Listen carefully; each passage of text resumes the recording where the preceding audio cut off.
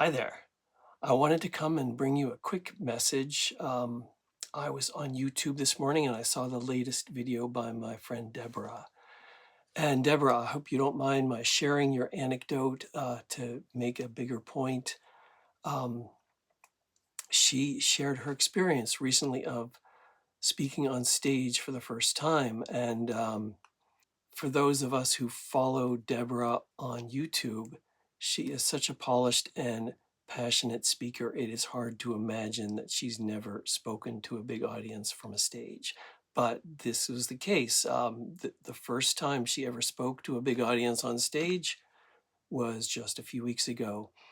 And of course, she did a great job, but she had a lot of fears that, worries about how it would go, and she said those seemed to just disappear once she got on stage and focused on what she was there to do.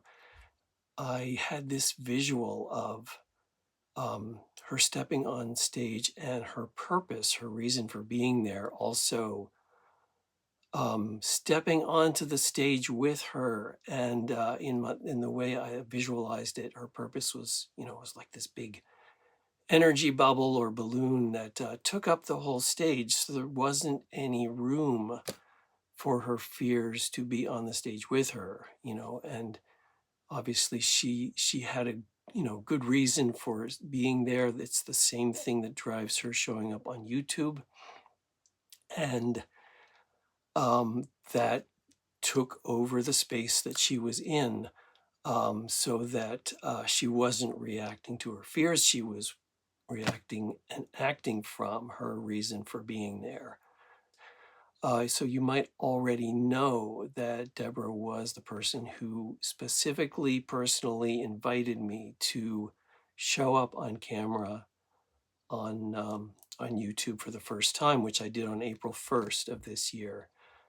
And I had a lot of fears to overcome to do that. And I'm really glad that I did. So much has come as a result. Deborah also invited me or challenged me to show up on YouTube for 111 days in a row. That was a challenge that she had taken on, and she invited me to do that at the same time. And I didn't know how I was going to make that work, but I said yes, and I, in fact, did that. So everything that has happened in my life since then has flowed from my rising to those challenges. So I am very grateful to Deborah, and really glad to see her facing her own challenges and doing so well. But the thing that I wanted to share was this idea of getting yourself onto the stage. So the thing is, I could have avoided that. I could have come up with reasons to not take this challenge, to not be on YouTube. And Deborah could have found ways to not be on that stage and had that experience.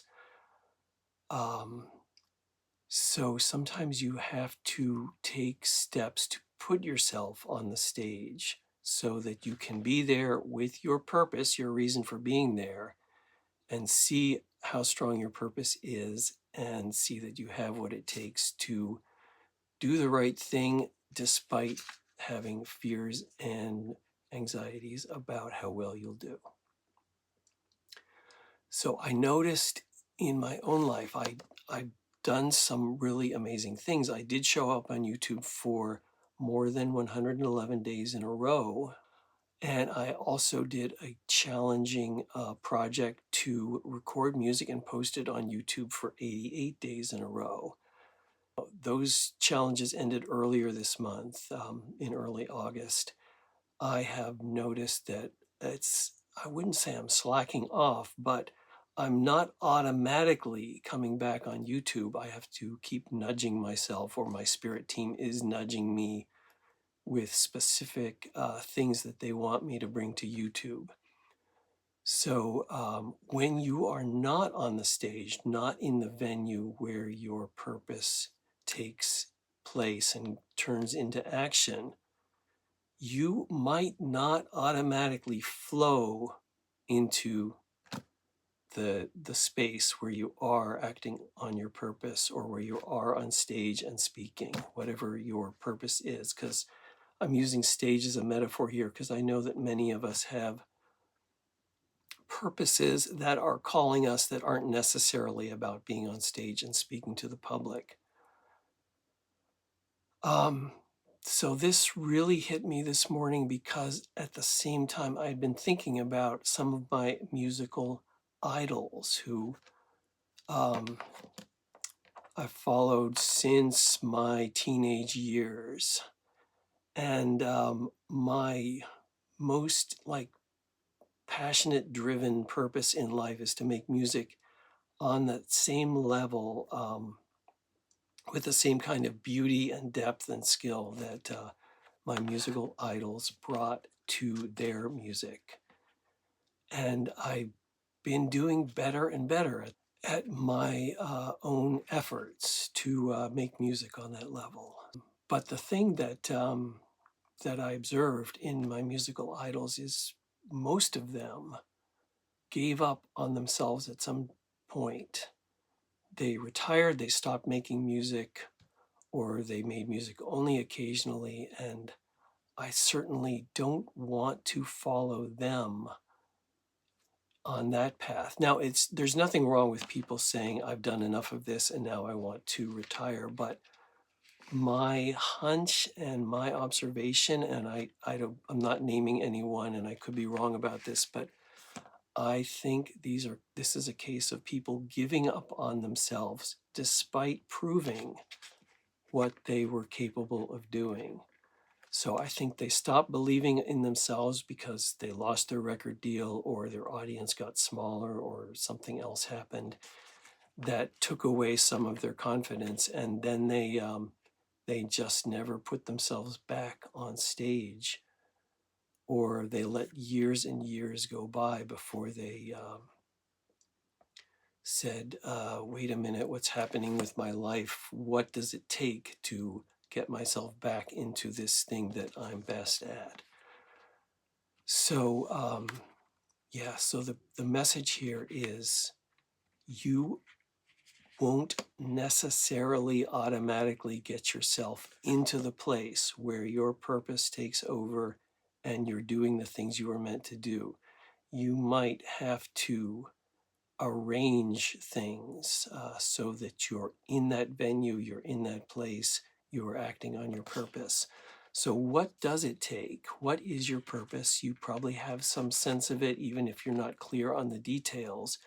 What is the place where you would be taking action on that purpose?